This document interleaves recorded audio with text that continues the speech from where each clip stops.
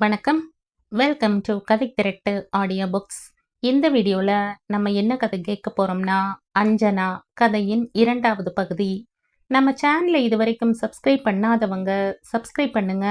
பக்கத்தில் இருக்கிற பெல் ஐக்கானை கிளிக் பண்ணி ஆல்ங்கிற ஆப்ஷனை ப்ரெஸ் பண்ணுங்க. ஸோ தட் நான் போடுற கதைகளை உடனுக்குடனே நீங்கள் கேட்கலாம். வாங்க கதைக்குள்ளே போகலாம். எல்லா துணிகளையும் எடுத்து ஒழுங்காக வைத்துவிட்டு பீரோவை மூடிவிட்டு அன்று காலை வந்த பத்திரிகையை புரட்டியபடி சோஃபாவில் சாய்ந்தாள். மறுபடியும் ஒரு லேசான அதிர்ச்சி. பத்திரிகையில் கண்டதொரு புகைப்படம் அவளை கலவரப்படுத்தியது. வெளிநாட்டில் இருந்து திரும்பிவிட்டிருந்த கௌசிகன் MBAக்கு பாராட்டு விழா நடத்த ஏற்பாடு செய்திருந்த அவன் வேலை பார்த்த நிறுவனத்து ஊழியர்கள் அவனுக்கு நல்வரவு கூறி போட்டிருந்த புகைப்படம். வெளிநாடு போனால் என்ன, அவன் இந்த உலகத்தை விட்டு போனால்தான் என்ன? புகைப்படத்தில் அதே வில்லன் சிரிப்பு. கல்லூரி தோழி கங்கா வீட்டுக்கு அடிக்கடி போய் வந்ததன் விளைவு அந்த அனுபவம். கங்காவின் பெற்றோர்கள் டெல்லியில் வசித்தனர். கங்கா பாட்டி தாத்தா கவனிப்பில் சென்னையில் படித்து கொண்டிருந்தாள். அவளுக்கு வீடு கொண்ட மட்டும் உறவினர்கள் நிறைய இருந்தனர். அவளது பாட்டி பல சமூக சேவைகளில் ஈடுபட்டிருந்தாள். பெரும்பாலும் வீட்டிலேயே இருக்க மாட்டாள். தாத்தா காது கேட்காதவர், பாரிச வாயு வேறு. மாடியில் படுக்கையில் கிடந்தார். வீடு கங்காவின் ஆட்சிக்குட்பட்டிருந்தது. அடிக்கடி அவளது ஒன்றுவிட்ட அண்ணன்களும் தம்பிகளும் தங்கைகளும் அவள் வீட்டில் கூடுவார்கள். சமையல் ஆள் பரிமாறும் கூல் ட்ரிங்குடன் அவர்களுக்குள் அரட்டை கச்சேரி பலமாகவே இருக்கும். என்ன காரணமோ பார்த்த அளவில் கங்காவின் ஒன்றுவிட்ட அத்தான் கௌசிக்கை அவளுக்கு பிடிக்கவில்லை.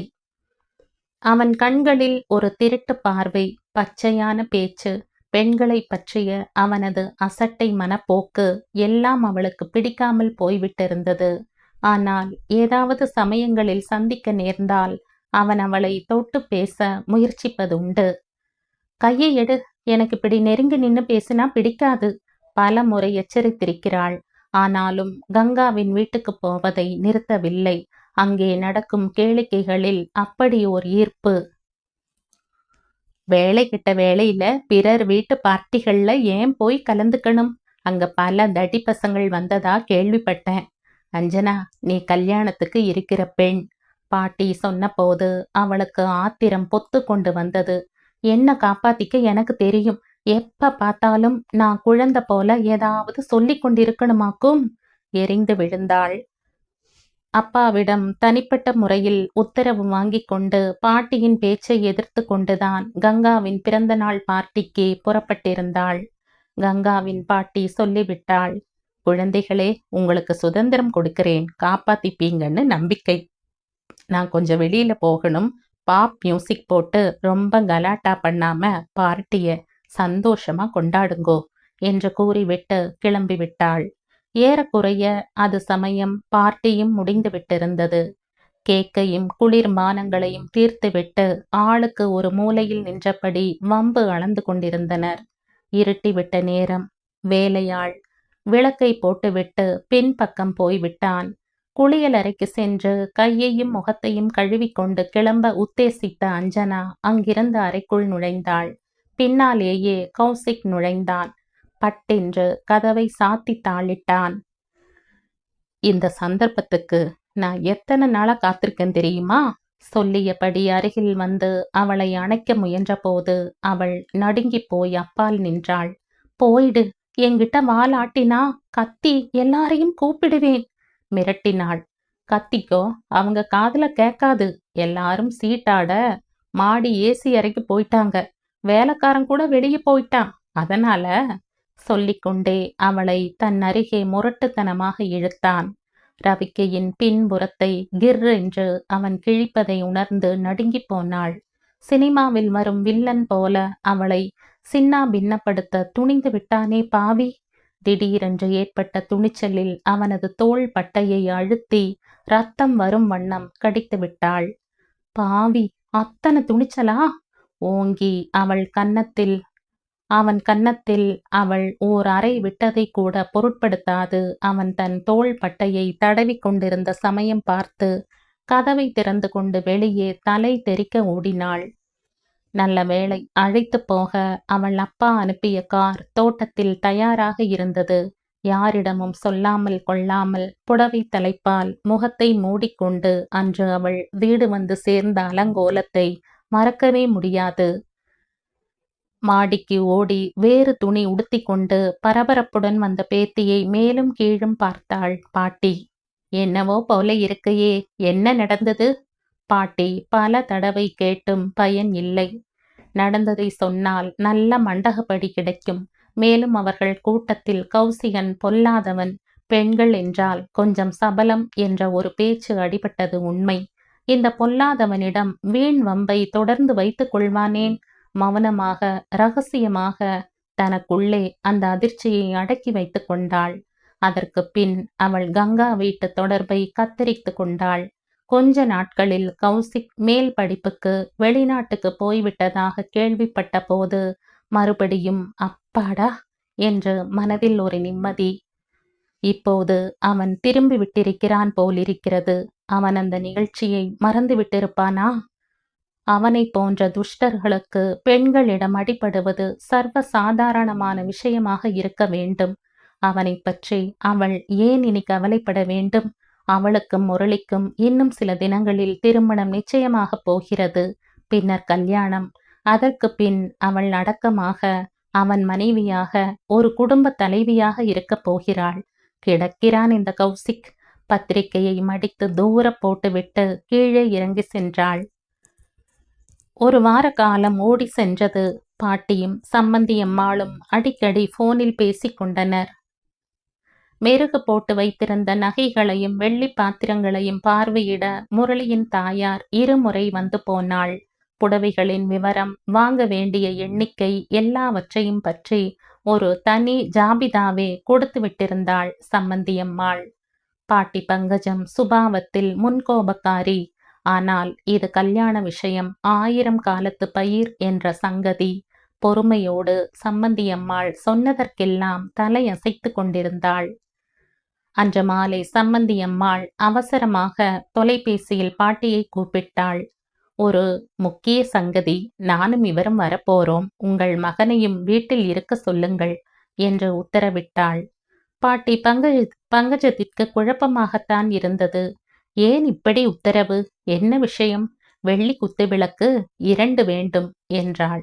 தொலையட்டும் என்று செய்ய ஏற்பாடு செய்திருந்தாள். இன்னும் என்னென்ன கேட்க? இந்த முன்னெச்சரிக்கை கலவரத்துடன் அவர்களை வரவேற்க டிஃபனும் காஃபியுமாக காத்திருந்தாள். சம்பந்தியம்மாள் முகத்திலே சதா தவழ்ந்த அந்த போலி சிரிப்பு மாயமாகிவிட்டிருந்தது. நடையில் ஒரு மிடுக்கு தெரிந்தது. முன்னறையில் சோஃபாக்களில் தொப்பென்று விழுகிறவர்கள் போல கணவனும் மனைவியும் உட்கார்ந்தனர். காஃபி டிஃபன் என்று பங்கஜம் ஆரம்பித்த போது அதைவிட சூடாக சம்பந்தியம்மாளிடமிருந்து பதில் வந்தது. நாங்க இப்போ காஃபி டிஃபன் உபசரிப்பை வாங்கிக்க வரல, ஒரு முக்கிய சங்கதியை கேட்டு விவரம் புரிஞ்சுக்க வந்திருக்கோம். கணவனை ஒதுக்கிவிட்டு நெருப்பு கண்களால் பாட்டியையும் சேதுராமனையும் பார்த்தாள் சம்பந்தியம்மாள். தன் கை பையை திறந்து ஒரு கடிதத்தை எடுத்து அவளிடம் நீட்டினாள்.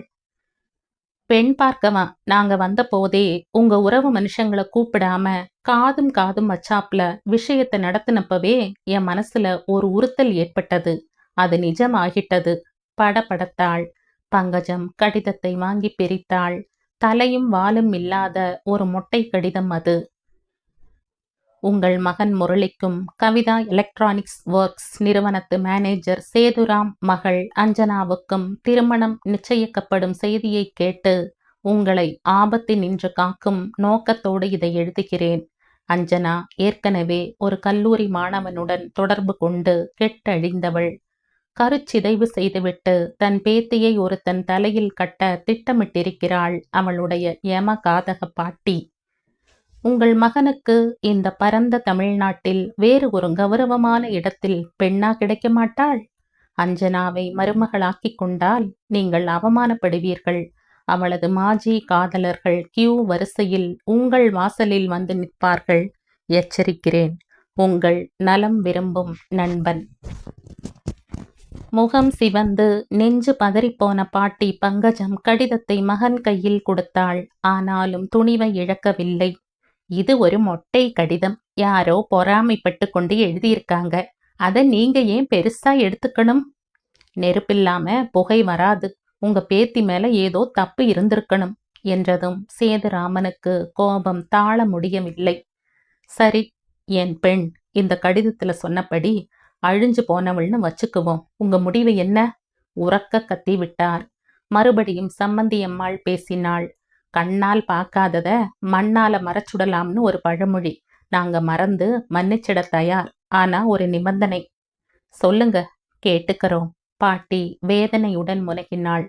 வரதட்சணையை இரட்டிப்பா பெருக்கி 50 ரூபாயா கையில கொடுத்தா முரளி தாலி கட்டுவான். இல்லாட்டா இந்த கல்யாணம் நடக்காது. பங்கஜத்தினால் அதற்கு மேல் தாங்கிக் கொள்ள முடியவில்லை. பணம் அதிகம் கொடுத்தால் பழி அழிஞ்சு போயிடும்னு நினைக்கிறீங்க. பணத்தினால எல்லா பாபத்தையும் மூடி விடலாம்னு உங்களுக்கு நம்பிக்கை இருக்கு. எனக்கு இல்ல. பரவாயில்ல, நாம இன்னமும் நிச்சயம் செய்யல. அதனால இந்த இடம் எங்களுக்கு வாய்க்காட்டா நாங்க ஒன்னும் ஓஞ்சு போயிட மாட்டோம். அப்படின்னா? உருமினாள் முரளியின் தாய். அப்படின்னா நாங்க உங்களது நிபந்தனைக்கு கட்டுப்பட போவதில்லை. எங்க பெண் குற்றமற்றவள்னு எவன் நம்பிக்கொண்டு அவ கழுத்துல தாலிய கட்டுறானோ அவனை அவளுக்கு கட்டி வைப்போம். ஆரம்பத்திலேயே நீங்க பயமுறுத்தலா காரியத்தை ஆரம்பிச்சா எங்க போய் நிப்பீங்களோ சொல்ல முடியாது. எங்களுக்கு இந்த சம்பந்தம் வேண்டாம், நீங்க போகலாம் என்றாள் மிடுக்காக. அந்த கடுதாசியை கொடுங்கோ என்று முரளியின் தாய் கேட்டபோது பெண் புலியாக பங்கஜம் சீறிவிட்டாள். அதை பலரிடம் காட்டி எங்களை சிறுமைப்படுத்த நினைச்சா சும்மா இருக்க மாட்டேன். இது எங்க வீட்டு கௌரவ பிரச்சனை. இத போலீஸ்ல ஒப்படைச்சு எழுதியவனை கண்டுபிடிச்சு தண்டனை வாங்கி தரணும். சம்மந்தி அம்மாள் விற்றென கணவனுடன் வெளியேறினாள். மாடிப்படியில் நின்று எல்லாவற்றையும் கேட்டுக்கொண்டிருந்த அஞ்சனா வெடவெடவென்று நடுங்கிப் போனாள். ஒரு வார காலம் கட்டியிருந்த கற்பனை கோட்டை தகர்ந்து பொடியாகியது. அவளது மனக்கண்ணில் தோன்றி மயக்கிய முரளி அம்மாவின் புடவை தலைப்பின் பின்னால் மறைந்து கரைந்து போனான். அவளது கல்யாணம் நின்று போனது என்பதை உணர்ந்து அவள் அழுத அழுகை பங்கஜத்திற்கு மிகவும் ஏமாற்றமாகத்தான் இருந்தது. பரீட்சையில் தோல்வி உற்று விட்டது போன்றதொரு தீவிர துயரம் மனதை பிழிவதை உணர்ந்தாள். ஆனால் டெலிபோனில் சங்கதியை விசாரித்த சிநேகிதிகளிடம் சமாளித்து விட்டாள் அஞ்சனா. எங்கள் ஜோசியர் ஜாதகம் பொருந்தவில்லை என்று கூறிவிட்டார். அதற்கு மேல் என் மகனுக்கு துணிந்து இந்த சம்பந்தத்தில் இறங்க அச்சமாக இருந்தது. வேண்டாம்னு ஒதுங்கி கொண்டு விட்டோம். அத கேக்குறீங்களா? பையனுக்கு காக்கா வலிப்பு வர்றதுண்டு என்று அவங்க உறவுக்காரங்க ஒருத்தர் ரகசியமா சொல்லிவிட்டார். பயம் ஆயிடுச்சு. வெட்டி கொண்டுட்டோம். சாமர்த்தியமாக நிலைமையை சரி கட்டினாள் பங்கஜம்மாள். அத்துடன் நிற்கவில்லை. முரளிக்கு கல்யாணம் ஆகிவிடும் முன் தன் பேத்தியை ஒரு நல்ல இடத்தில் கட்டி கொடுத்து விட வேண்டும் என்றதொரு தீவிர ஆதங்கம் அவளுள் ஏற்பட்டு விட்டது. கல்யாண தரகர்களிடம் சொல்லி வைத்திருந்தாள். பத்திரிகைகளில் மணமகள் தேவை பகுதியை ஊன்றி கவனித்து சில விளம்பரங்களுக்கு தானே பதில் போட்டாள். தன் வயதை ஒத்த சிநேகிதிகளிடம் ஜாடையாக வரன் தேவை பற்றி சொல்லிவிட்டிருந்தாள். கல்யாணம் என்பது பெண்ணுக்கு மட்டும் தேவையான அந்தஸ்து அல்லவே, ஆணுக்கும் துணை அவசியமாயிற்றே. அதனால் அதற்கு பின்னர் அஞ்சனாவை பெண் பார்க்க பிள்ளை வீட்டார்கள் சிலர் வந்தனர். என்ஜினியர், டாக்டர், வக்கீல், MBA என்று படித்த இளைஞர்களின் பெற்றோர்கள் பிள்ளைகளுடன் அவளை பெண் பேச வந்தனர். ஜாதகங்கள் பொருந்தின. பெண் பிடித்திருந்தது. வரதட்சணை மிகவும் பிடித்திருந்தது.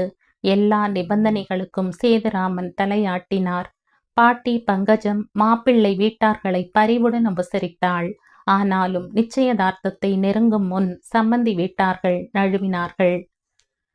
இந்த வருஷம் எங்கள் பிள்ளை கல்யாணத்துக்கு தயாராக இல்லையாம் என்று நழுவினார் என்ஜினியர் தந்தை. குல தெய்வத்திடம் பூ கட்டி போட்டோம், சரிப்பட்டு வரவில்லை. கடவுள் மேல் பழி போட்டுவிட்டு மறைந்தார் வக்கீலை பெற்றவர். புடவை வாங்க கிளம்பினோம், விளக்கணைஞ்சு போச்சு. என் மனைவிக்கு மனசு குழப்பம் ஏற்பட்டுட்டது, மன்னிச்சுக்குங்க. மழுப்பி விட்டு விரைந்தார் இன்னொரு பெரிய மனிதர். கடைசியாக பார்த்த MBAயின் தந்தை உண்மையை உடைத்து சொல்லிவிட்டார். எங்களை பொறுத்தவரை நேற்று வரை இந்த சம்பந்தம் எங்களுக்கு 100க்கு 100 பிடிச்சிருந்தது. மாலை தபாலில் வந்த கடுதாசியை பார்த்த பிறகு மனதிலே ஒரு கலக்கம் ஏற்பட்டு விட்டது. என் பையன் அவனது நிறுவனத்திலே ஓர் உயர்ந்த பதவியை வகிக்கிறான். இந்த மாதிரியான அசிங்கமான செய்திகள் அவன் வருங்காலத்தை பாதிக்கும். உங்க பேத்தியை அவளை பாழாக்கினவனுக்கே கட்டி கொடுத்து விட்டால் பிரச்சனை தீரும். அந்த கடிதாசியை கொடுக்க முடியுமா? நாங்க பார்க்க வேண்டாமா? பங்கஜம் பற்களை கடித்து கொண்டு கோபத்துடன் கேட்டாள்.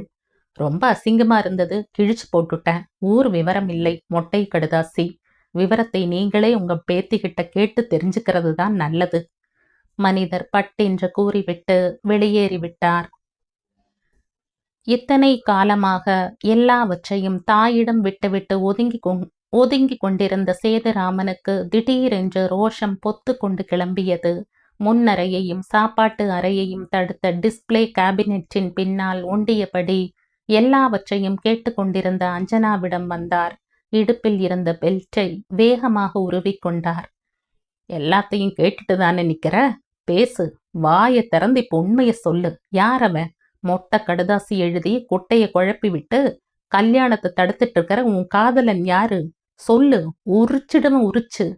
தாங்க முடியாத வெறியுடன் ஓங்கி பட்டார் பட்டார் என்று அவள் முதுகில் வீசினார் ஆங்காரத்துடன். பாட்டி பாட்டி என்று அலறியபடி கீழே சுருண்டு விழுந்து விட்டாள் அஞ்சனா.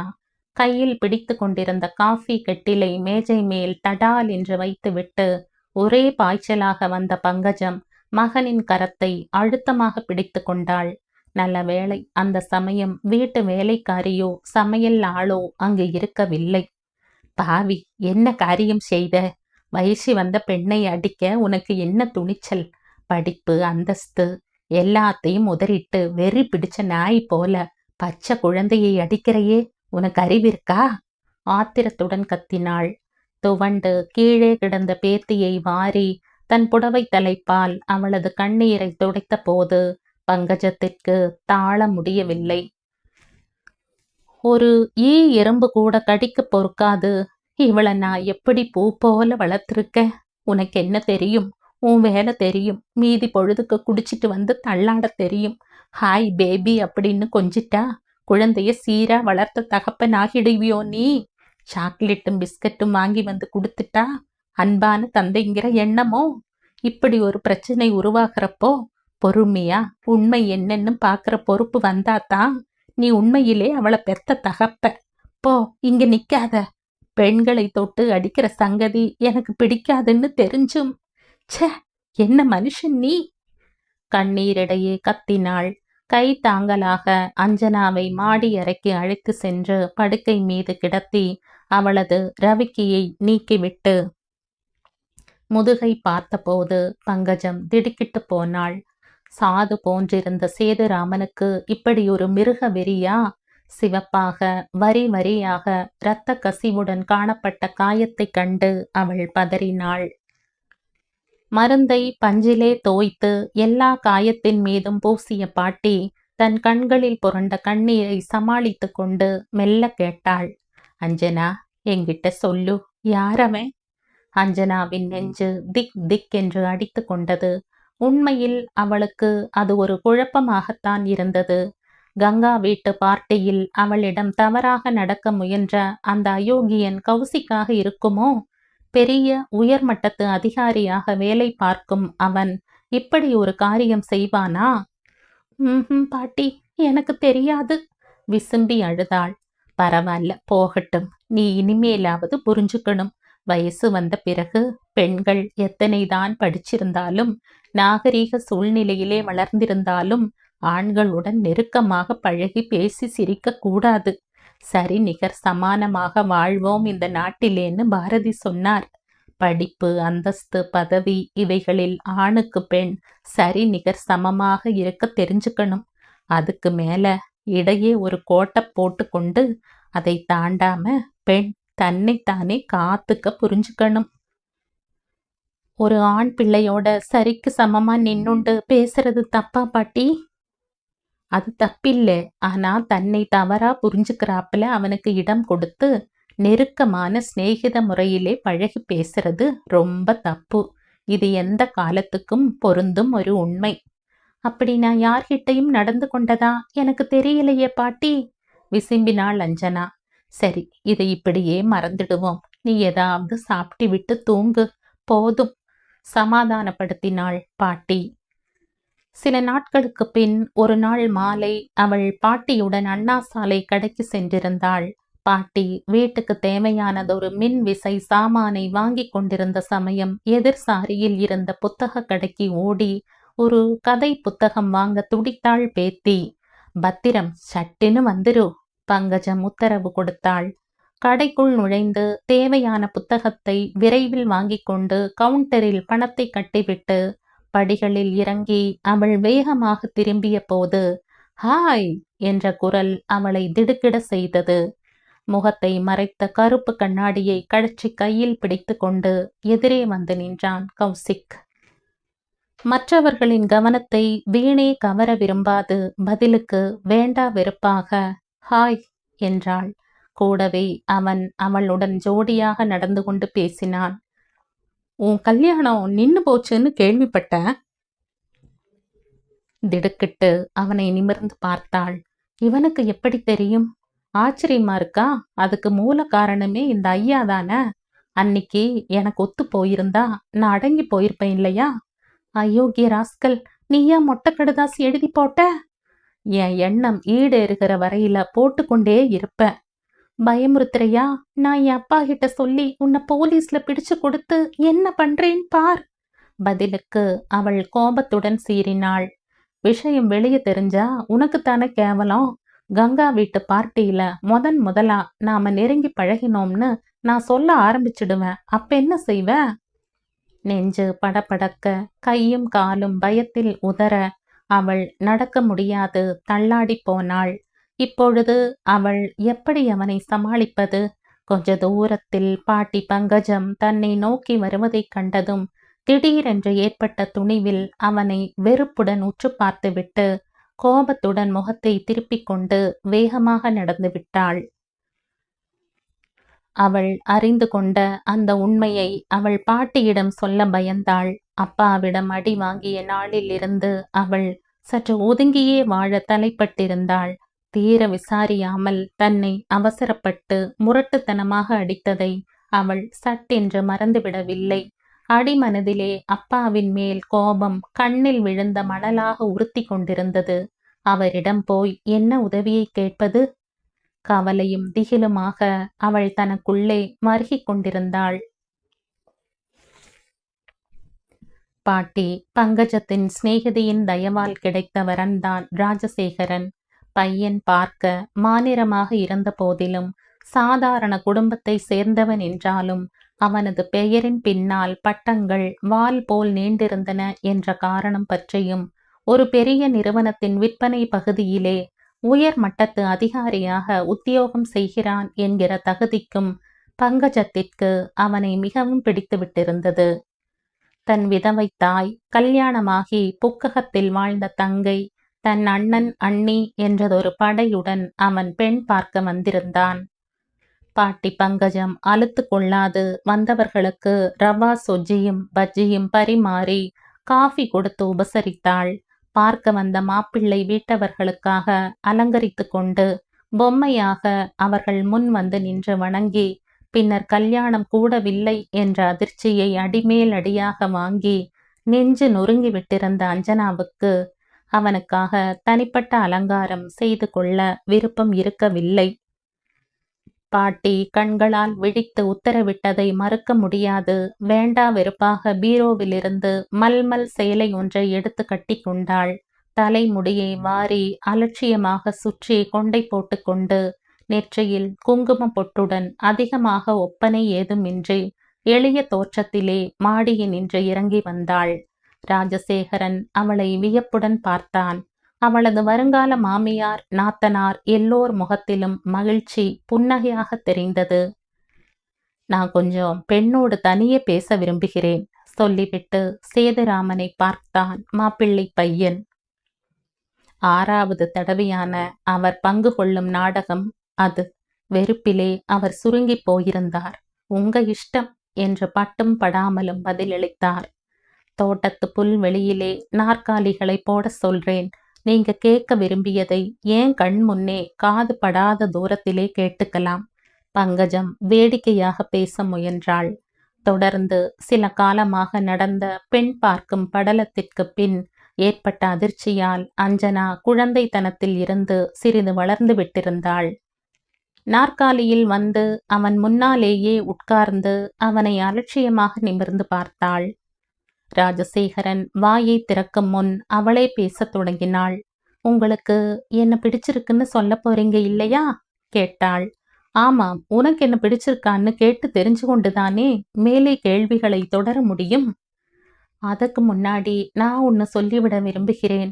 இதுக்கு முந்தி என்னை பார்த்து பெண் பேசி முடிக்க 5 வீட்டிலிருந்து பெரியவங்க வந்திருக்காங்க. அதை பத்தி உங்களுக்கு தெரியுமா? ராஜசேகரன் அவளை மௌனமாக பார்த்தான். முதல் தடவை எல்லாம் சரின்னு சொல்லிட்டு நிச்சயம் நடக்கும் முன் மாப்பிள்ளை வீட்டவங்க திடீர்னு ஒதுங்கிட்டாங்க. காரணம் ஒரு மொட்டை கடிதம். அதுக்கு பிறகு தொடர்ந்து வந்தவங்க எல்லோரும் வேறு வேறு பல காரணங்கள் சொல்லி நகர்ந்து கொண்ட போதிலும் கல்யாணம் நடக்காது தவறி போனதுக்கு அவர்களுக்கு வந்த அந்த அனாமதேய கடிதம்தான் முக்கிய காரணம். இப்போ நீங்க சரின்னு ஒத்துக்கிட்டு நிச்சயத்துக்கு நாள் வச்சீங்கன்னா உங்களுக்கும் ஒரு கடிதம் வரும். அதனால அவள் உணர்ச்சி வசத்தால் மேலே பேச முடியாது திணறினாள். ராஜசேகரன் உரக்க சிரித்தான். போ, இதுதானா சங்கதி? நான் என்னவோ ஏதோன்னு நினைச்சு ஒரு நிமிஷம் அசந்துட்டேன். அந்த கடிதம் வரட்டும், கிழிச்சு தூர போட்டுடுறேன்.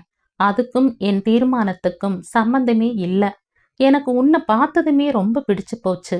இப்ப நீ மனம் விட்டு பேசினதை கேட்டதும் ரொம்பவே பிடிச்சு போச்சு. உனக்கு என்ன பிடிச்சா நிச்சயத்தை சீக்கிரமா வச்சுக்கலாம் என்றான். முதலாக முரளியை பார்த்தபோது ஏற்பட்ட அதே ஆவேசமான பரபரப்பு அஞ்சனாவுக்கு இப்போது ஏற்படவில்லை.